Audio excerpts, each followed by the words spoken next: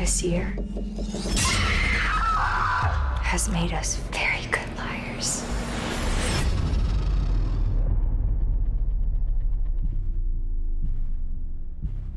The Angela Waters house has this great peeling paint, and our greens people put some overgrown vines on there, which makes it look even better. It was a big challenge to get it well enough for us to go into it, but it looks amazing.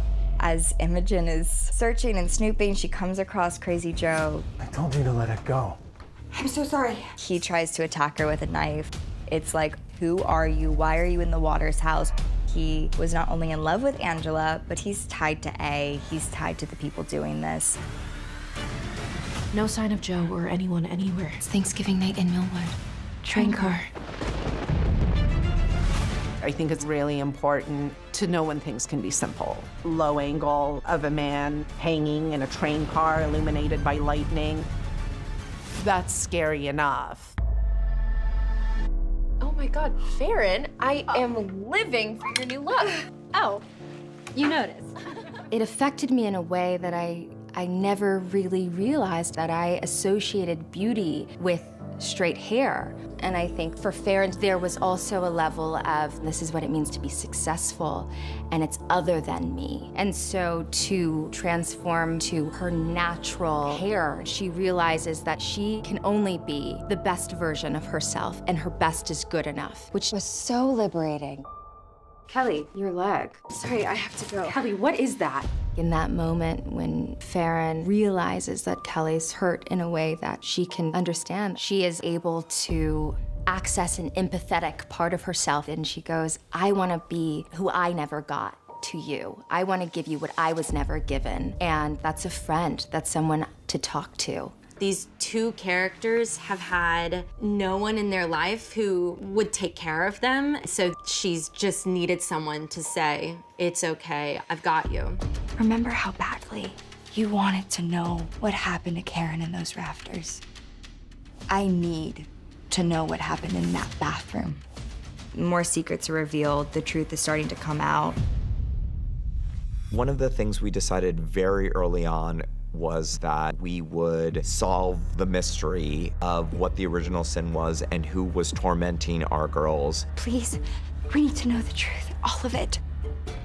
We knew that eventually it would come down to our girls facing off with their mothers. A does test the girls. Are you bullies like your mothers? They have to bully their bullies, and they have to hurt the bullies who have been hurting them all season. And our girls choose not to do that. They're very different from their mothers and the way they're dealing with bullying and teen violence. Principal Clanton? Principal Clanton! Principal Clanton is the father of Angela Waters. It caught me off guard. I'm impressed with you girls, truly. It's been really interesting to see how it has come along, and looking back on these episodes, seeing how his presence has always obviously been there since the first episode, and how all these Easter eggs have been planted without us even noticing. One of the clearest plants for us, Principal Clanton has a moment with Imogen where he says, Like mother, like daughter.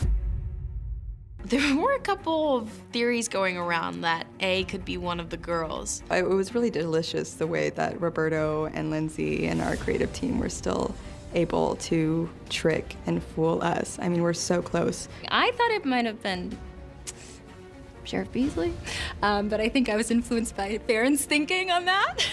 I did not expect him at all. He's just so unassuming. He was a part of every one of those scenes. It all makes sense when you play it back, because we're always at school. No, it's really messed up. 15 people in a room for a climax. You have to be very, very strategic in how we block it, what the mood is, what the tone is. There are moments in there that literally just call for a really strong push-in on Principal Clanton. And don't worry, Tom Beasley will get his. Oh, he got his. Kelly. Big moment for Kelly at that dinner table. She finally stands up for herself and stands up for her mom. Lisa said something so great. You know, this is Kelly's moment. She's doing what Karen could never do. You're avenging your sister's death, and tells him he's a monster. You assaulted a girl, and Karen's dead because of your actions. What? When Karen died, it was the most traumatic thing she had ever experienced. And her husband revealed that he's going to kill them. And something clicks for her, where she's not going to lose another child. I already lost one baby. You will not take another. Imogen has been the one who has been so obsessed with figuring out who could be attacking these people and why. And the why is answered. Oh my God. And her sentence is death, not just for herself, but for her baby. Imogen, run!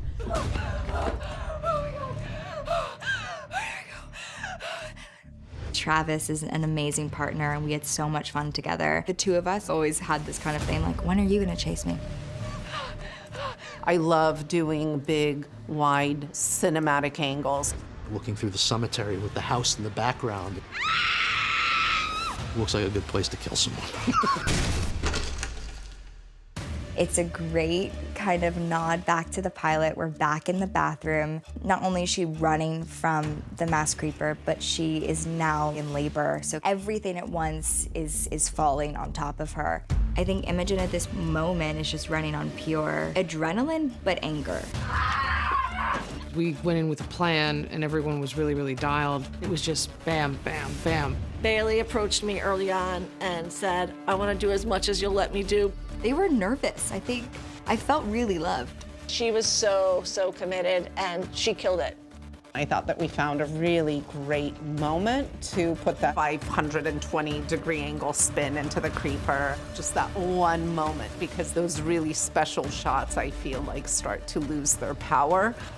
The final stab. This is for all the pain and the hurt that you have caused.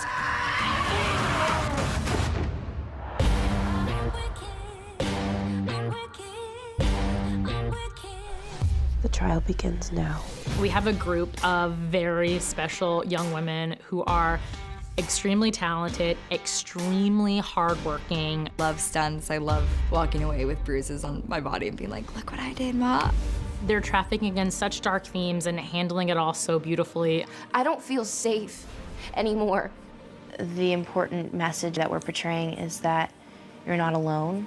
I am thankful we're telling that story. It just felt so important. 5 resourceful young women can affect change and make the world better.